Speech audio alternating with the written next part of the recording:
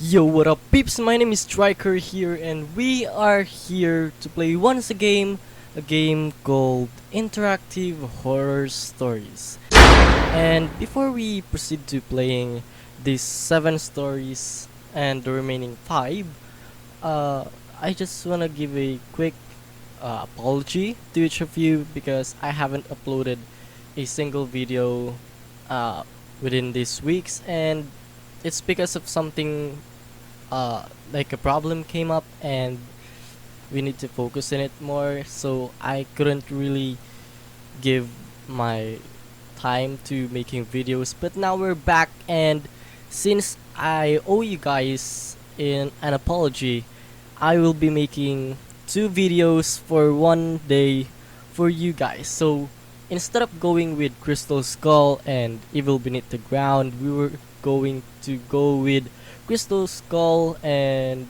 the second Crystal Skull, which we will play right away. So let's go right into it. You are a king who is loved by his people. You have a serious problem though. Your only child, Juliana, has an incurable disease and she's died. Why are... Look, in the previous video, which is the funeral, my son Jonathan died. But now, again, our child died. Hmm, okay. You hear about a crystal skull which can cure illnesses and let people have visions. It is brought to your place from the continent of America. Your man warns you that the skull might be cursed. Will this crystal skull bring hope to the princess or doom? Well, let's find that out. So let's play this game. Crystal Skull.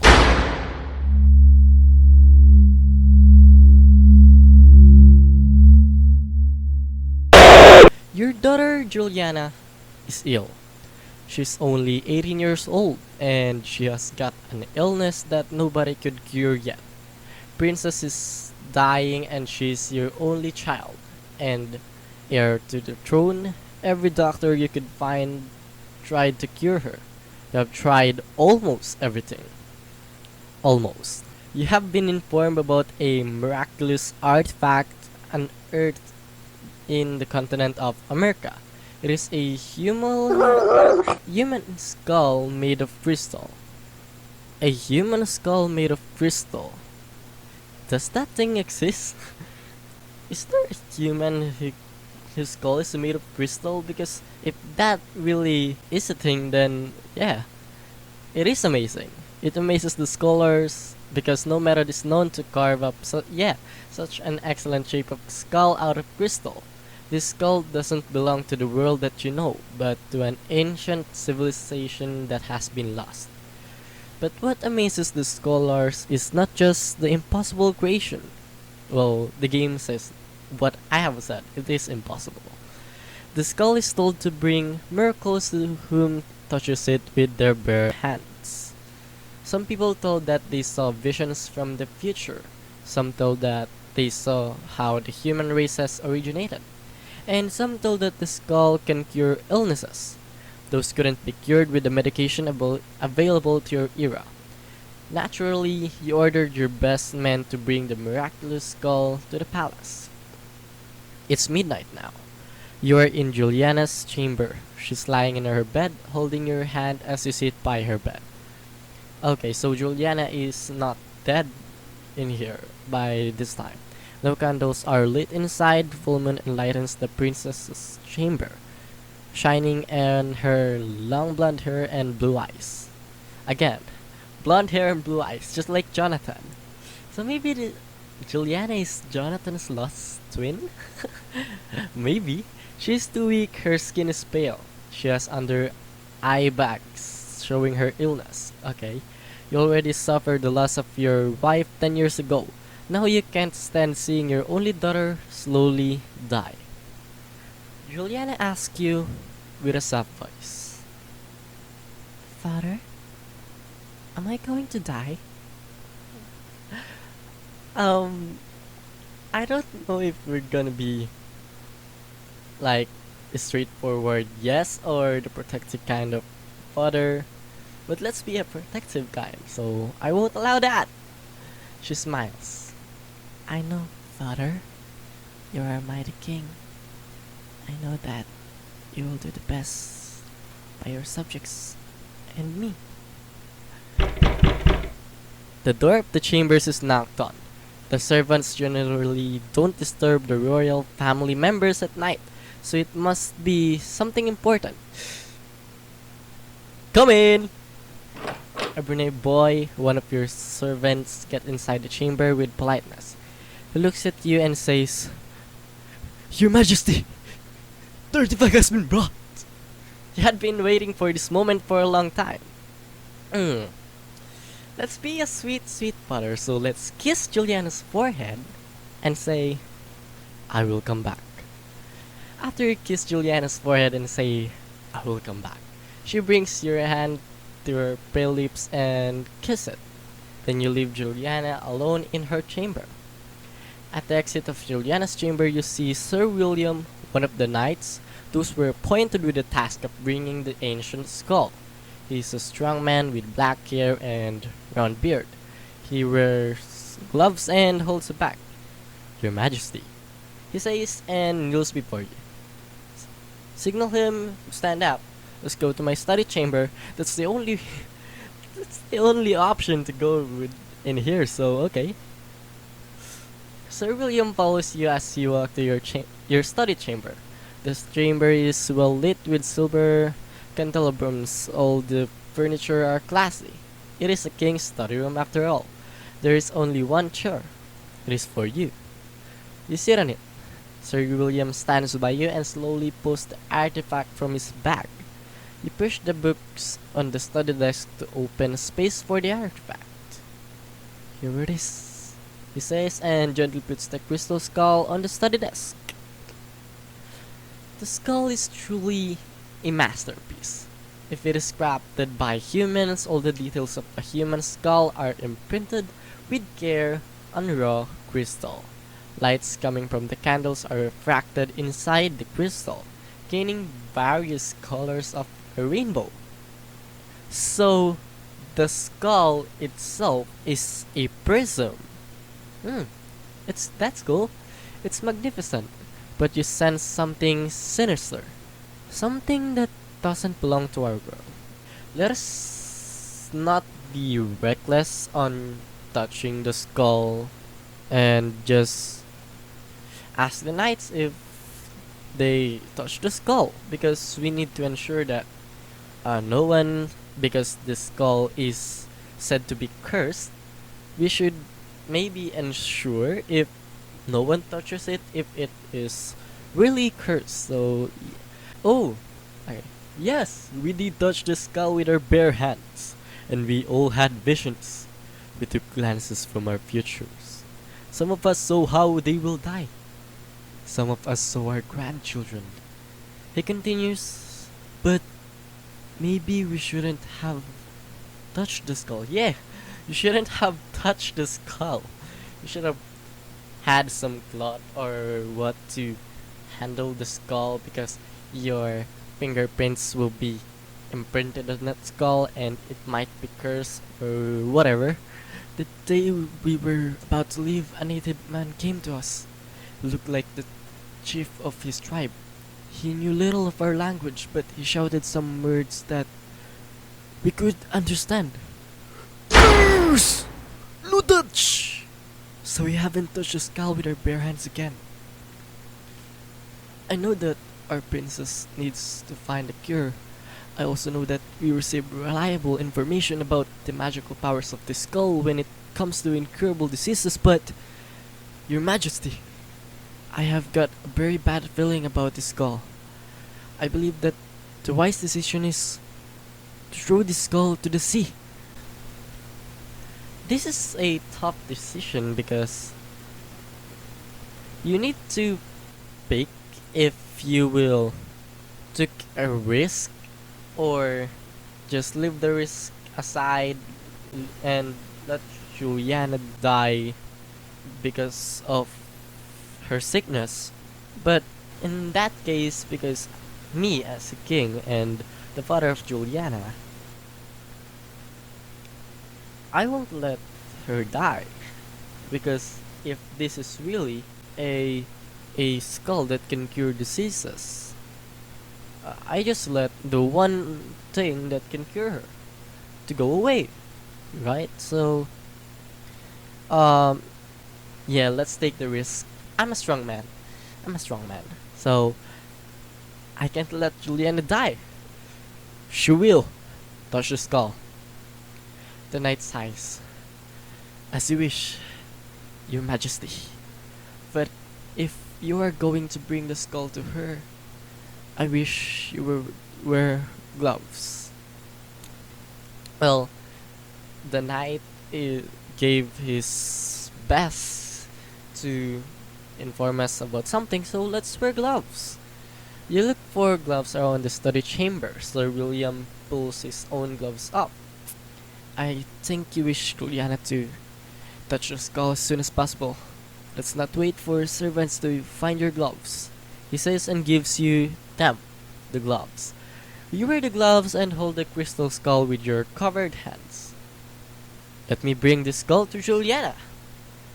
You thank Sir William for his services and let him go. You carry the skull to Juliana's chamber. You enter her chamber and see that she hasn't slept yet. She rises up and sits on her bed. She looks at the skull in awe. It looks marvelous and scary, she says.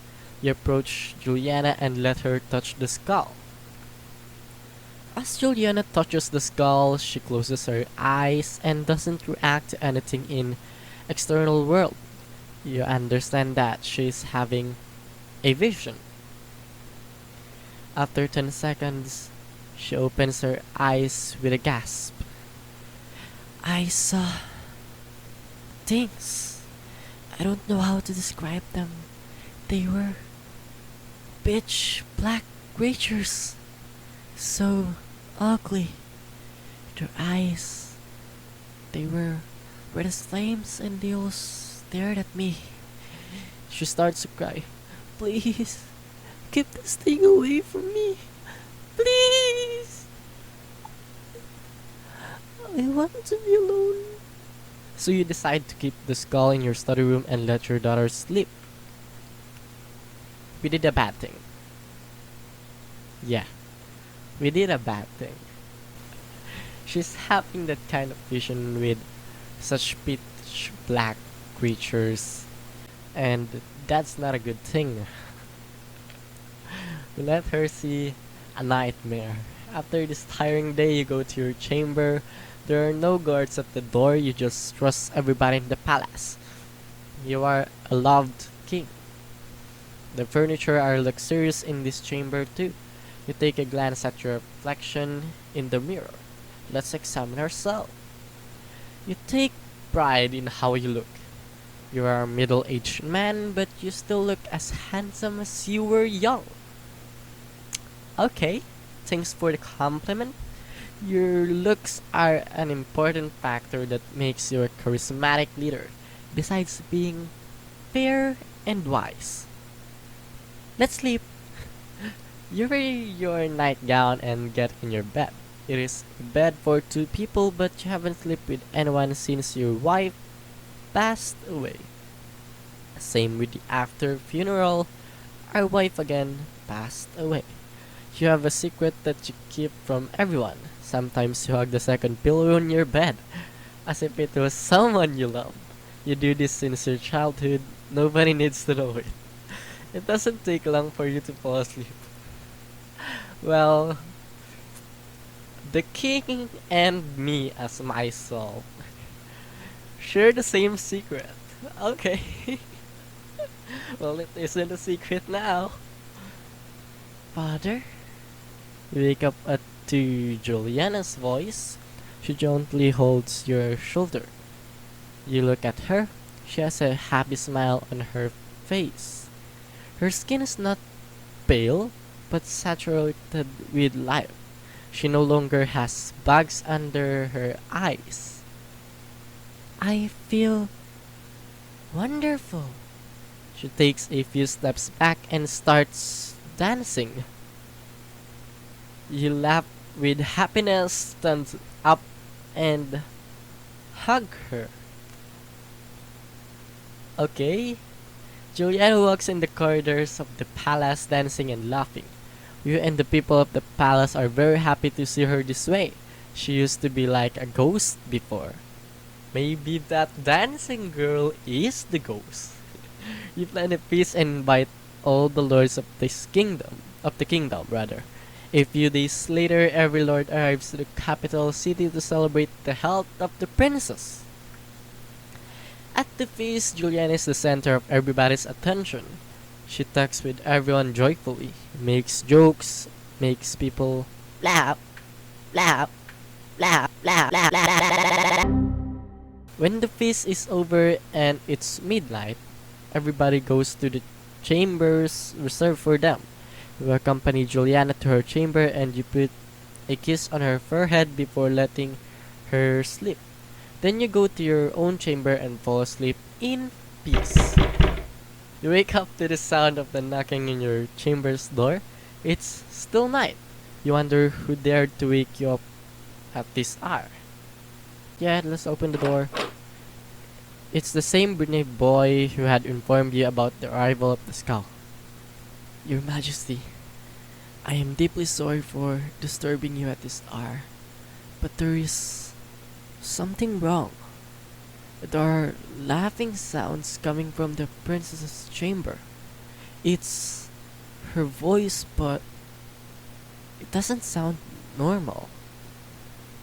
Well, if it concerns our daughter, the princess, let's check it out. You walk to Juliana's chamber, like the servant said. Historical laughters come from inside. You decide to enter. You see Juliana at the balcony of her chamber. Facing back at you, she laughs under the pale moon. You approach her and you put your hand on her shoulder. She turns back to you. Her face is normal, smiling. Just when you were going to ask if she's okay, she responds, I know it looks funny, Mother, but I am fine. Please, leave me alone, she says. She stops laughing, gets in her bed with a smile on her face. You decide to leave her alone. You go back to your chamber. You can't sleep. You feel something is wrong. So wrong. Yeah, definitely there is something so wrong in what is happening on your daughter right now. The door of your chamber opens. There's only one person who is allowed to enter without knocking on the king's door. So you understand that it's Juliana who entered. Like you guessed, you see your daughter's silhouette. She closes the door and approaches you with a smile on her face. Juliana? She leans down to you, gently pushes the other pillow that you don't use. Juliana is... She says, pushing the pillow on your face. I'm dying! You struggle, but whoever or whatever is trying to kill you is too strong. The king is dead. Long live the king. She shouts, why is your daughter committing patricide, regicide, and referring herself as king rather than queen? That doesn't make sense. Oh, so the king is dead. So that part, that part of the sentence is me, and long live the king is my whatever or whoever that is in Juliana's body is referring to himself. Okay, that doesn't make sense at all. That is the end of your reign and life. Yeah, we died. So that's the end. Oh, so that's interesting. There are 3 endings in the story. Okay, so that's it for Crystal Skull won, and yeah, we died. Out of 3 endings, which I don't know if 2 are good and 1 is bad, or 2 is bad and 1 is good. I don't know, or 3 bad or 3 good.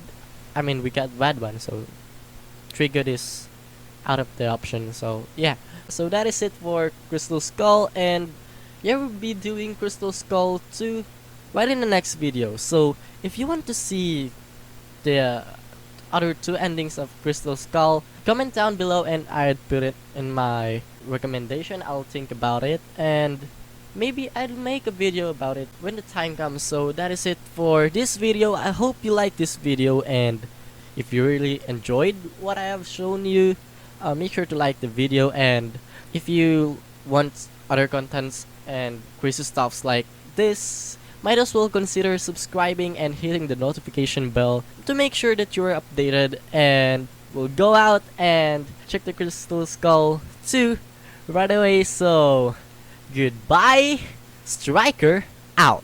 Blah.